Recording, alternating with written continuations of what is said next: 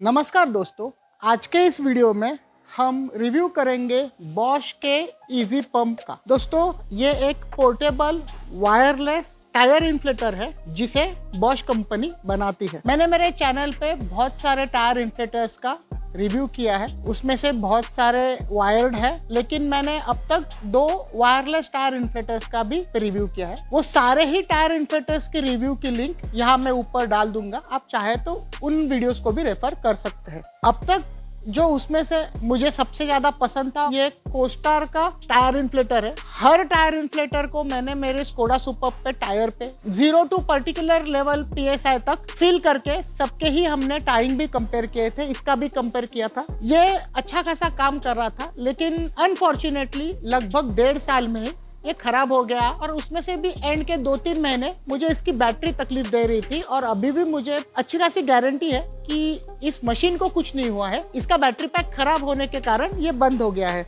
Overall जो इसके 1.5 साल के आसपास लाइफ स्पैन थी वो मुझे थोड़ी कम लगी, इसलिए मैंने इस बार बॉश के वायरलेस टायर इन्फ्लेटर को चूज किया है। अगर आप कॉस्ट वाइज देखें तो ऐसे सारे ही जो वायरलेस टायर इन्फ्लेटर्स मिलते हैं उनसे बॉश के टायर इन्फ्लेटर की कीमत दुगनी है। ये आपको ऑनलाइन अमेजोन पे लगभग 4,500 रुपए के आसपास मिल जाता है। इसकी लिंक्स मैं नीचे डिस्क्रिप्शन में डाल दूंगा, वहां से आप इसकी लेटेस्ट प्राइस भी चेक कर सकते हैं या इसे खरीद भी सकते हैं। लेकिन एक बात तो पक्की है कि ये काफी ज्यादा कॉस्टली है नॉर्मल ऐसे वायरलेस टायर इन्फ्लेटर्स जो बाकी मार्केट में मिलते हैं उनसे। एक मुझे ये आशा है कि इसकी जो ओवरऑल लाइफ स्पैन वो इनसे कहीं ज्यादा रहेगी। दोस्तों, और एक बात गौर करने लायक ये है कि भले ही इसकी प्राइस काफी ज्यादा है, लेकिन ये सिर्फ 3.6 वोल्ट्स पे ही चलता है, जबकि यहाँ पे हमारे पास ये जो कोस्टार का जो टायर इन्फ्लेटर है ये 7.4 वोल्ट्स पे चलने वाला टायर इन्फ्लेटर है।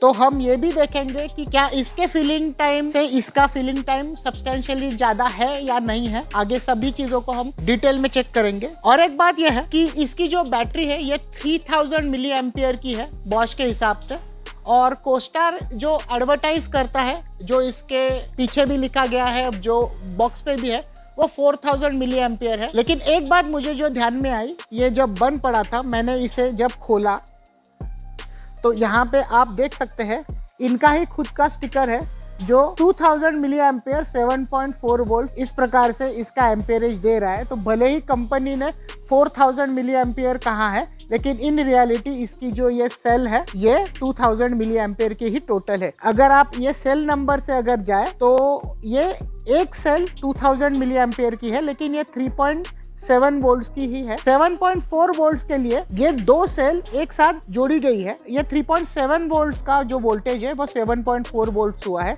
लेकिन जो एम्पियरेज है ये डबल नहीं होता है।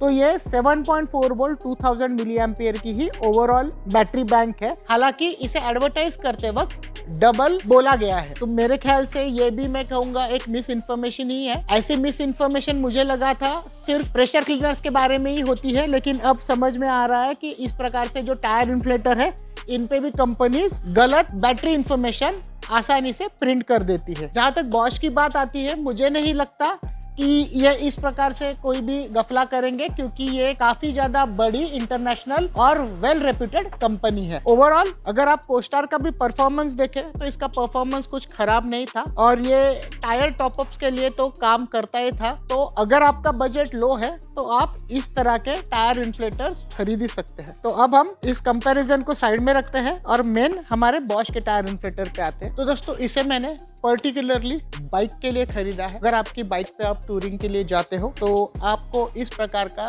टायर इन्फ्लेटर, उसी के साथ साथ पंक्चर किट कैरी करना काफी ज्यादा इंपॉर्टेंट हो जाता है, ताकि आप हाईवे पे कहीं अटक ना जाए पंक्चर की वजह से। उसी के साथ साथ इस टायर इन्फ्लेटर को आप आपके 4 व्हीलर्स के टायर्स को भी टॉप अप करने के लिए इस्तेमाल कर सकते हैं। इस प्रकार के सारे छोटे टायर इन्फ्लेटर्स को जनरली 0 टू से 35-40 PSI तक यूज नहीं किया जाता है।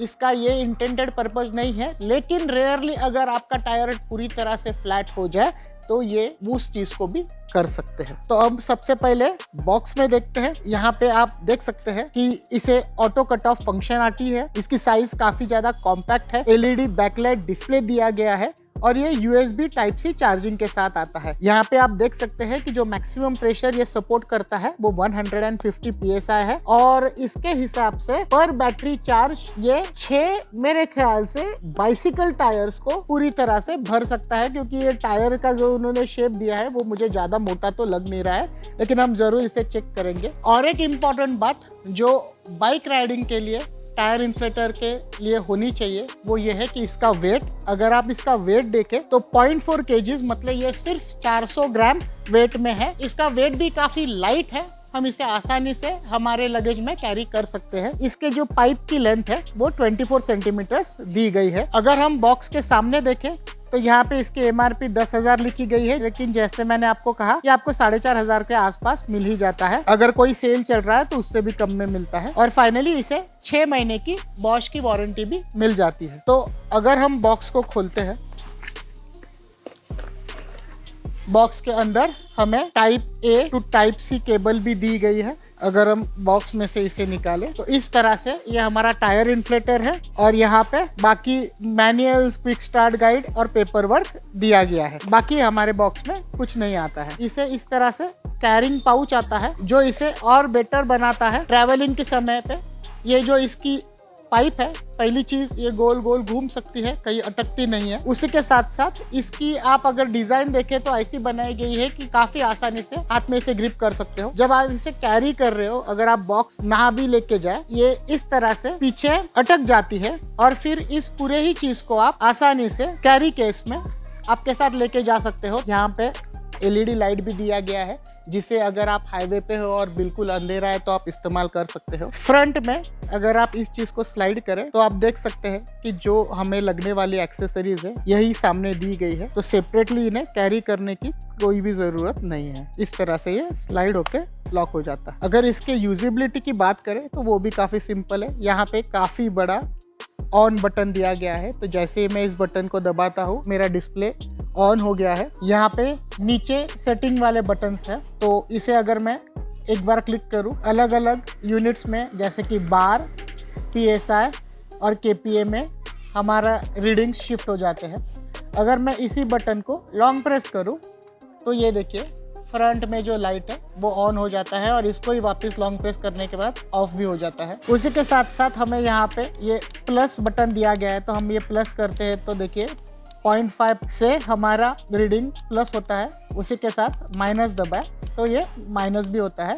लॉन्ग प्रेस करें तो इस तरह से ये मल्टीपल यूनिट्स में बढ़ जाता है। जो डिजायर्ड रीडिंग हमें चाहिए वो हम सेट करने के बाद इस बटन को दबाए तो हमारा पंप चालू हो जाता है।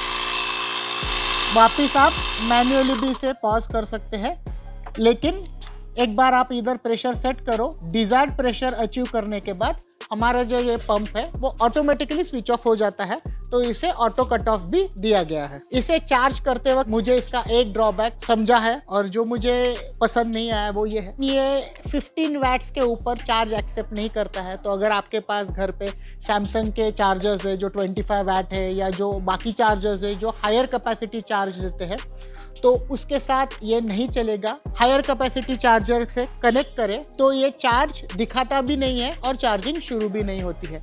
रही बात इसके चार्जिंग पोर्ट की, तो यहाँ पे नीचे की तरफ ये चार्जिंग पोर्ट हमें दिया गया है। पिछले साइड पे ये जो बाकी डिटेल्स है वो दी गई है। यहाँ पे भी आप देख सकते हैं इनपुट वोल्टेज 5 वोल्ट्स है और वो 1 एम्पियर पे है, तो इसकी चार्जिंग स्पीड अच्छी खासी स्लो है।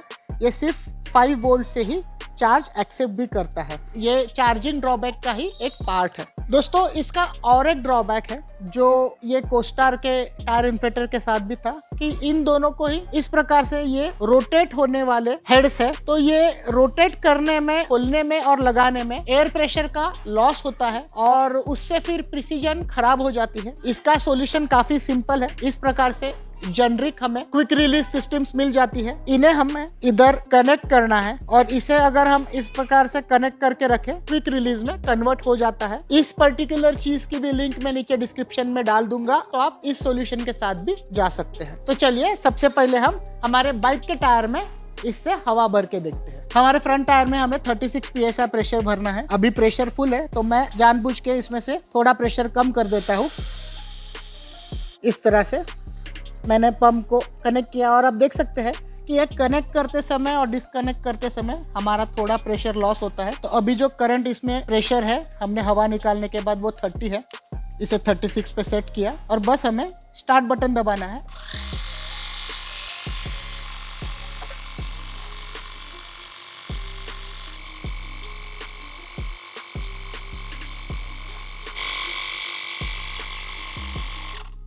तो जैसे ही 36 PSI अचीव हुआ, पंप कट हो गया। तो दोस्तों ये 215/55 R17 स्कोडा सुपर्ब का टायर है। सबसे पहले हम इसकी हवा पूरी तरह से निकालेंगे। अभी प्रेशर है वो 0 है, हमारा टायर टोटली फ्लैट है। इसे 38 पे सेट करूंगा। फाइनली ये देखना है कि ये कितना टाइम लेता है, मतलब हमें इसकी स्पीड समझ में आ जाएगी। टायर इन्फ्लेटर को मैंने पूरी तरह से चार्ज कर दिया है, इधर आप देख सकते हैं। तो हमें ये भी देखना है कि ये इसे पूरी तरह से इन्फ्लेट कर भी पाता है या इसे इन्फ्लेट करने के पहले इसकी बैटरी खत्म हो जाएगी।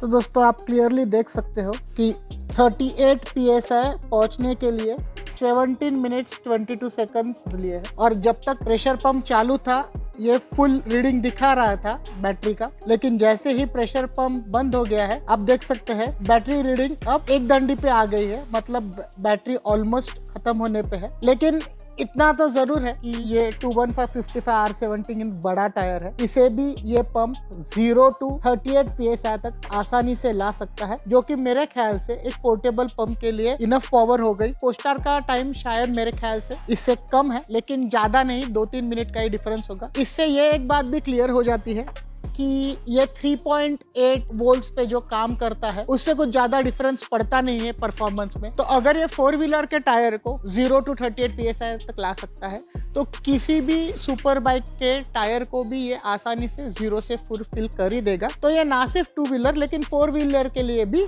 काफी ज्यादा आप कह सकते हैं कंफर्टेबल है, और आप इसे 4 व्हीलर के लिए भी इस्तेमाल कर सकते हो। तो दोस्तों जैसे आपने देखा ये काफी अच्छी तरह से परफॉर्म करता है। इसकी फिलिंग स्पीड भले ही थोड़ी स्लो है, इसके 2 ही ड्रॉबैक्स है। अगर प्राइस पकड़े तो 3, इसे क्विक रिलीज सिस्टम नहीं है, इसकी बैटरी जो है वो स्लो चार्ज होती है, ये 2 चीज और प्राइस। लेकिन फिर अगर आप इसकी ओवरऑल बिल्ड को देखें और ओवरऑल बॉश की रिलायबिलिटी को कंसीडर करें तो मुझे लगता है वो प्रीमियम जस्टिफाइड है। दोस्तों मेरा बॉश के साथ कोई भी एफिलिएशन नहीं है, ये प्रोडक्ट मैंने अपने पैसों से ऑनलाइन अमेजोन से खरीदा है, और जो मेरा जेन्युइन एक्सपीरियंस है इस प्रेशर पंप के साथ इतने सारे प्रेशर पंप्स इस्तेमाल करने के बाद वो आपके साथ शेयर कर रहा हूँ। मुझे लगता है आपको इस वीडियो से ज़रूर वैल्यू मिली होगी। अगर आपके इस प्रोडक्ट के बारे में और भी कुछ डाउट्स हैं तो मुझे इस वीडियो के कमेंट सेक्शन में उन्हें पूछें और मैं ट्राई करूंगा कि उन सारे ही सवालों का मैं जवाब दूं। इस वीडियो को लाइक कीजिए, आपके दोस्तों के साथ शेयर कीजिए। अगर आप चैनल पे नए हो तो चैनल को भी सब्सक्राइब कीजिए और मेरी अगली इंटरेस्टिंग वीडियो मिस ना करने के लिए नोटिफिकेशन बेल आइकॉन भी जरूर क्लिक करें। तो अगली बार फिर मिलेंगे एक नए वीडियो में। धन्यवाद।